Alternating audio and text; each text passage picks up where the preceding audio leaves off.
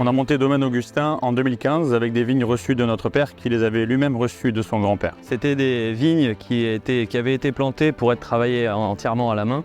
Et l'arrivée de la chimie dans les années 70 a complètement modifié la manière de travailler.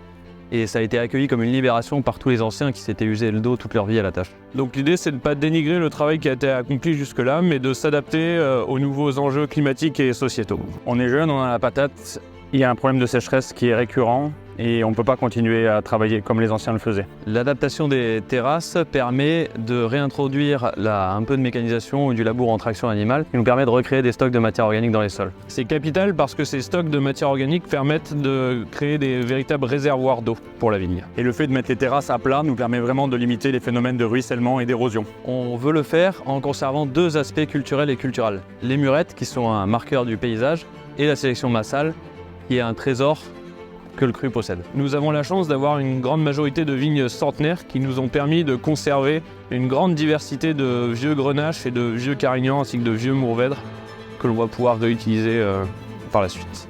Ce cru est un véritable conservatoire à ciel ouvert. Donc on veut passer de ça à ça. Mais en regreffant en place les variétés de grenaches et de carignans ainsi que des autres cépages présentes sur nos vieilles parcelles centenaires. C'est le principe de la sélection massale. Dès 2015, sur les parcelles qui le permettaient, nous avons réintroduit le travail du sol, notamment au travers de l'attraction animale, pour aller vers des pratiques culturelles toujours plus vertueuses. Depuis 2015, nous avons pris tous les risques et notre engagement financier est tel qu'aujourd'hui, nous ne pouvons aller chercher de nouveaux prêts pour mener à bien ce projet dès aujourd'hui. Pour autant, nous ne voulons pas renoncer et mettre à l'arrêt cet ambitieux programme de replantation. Les problématiques culturelles que nous rencontrons concernent la quasi-totalité des domaines du cru.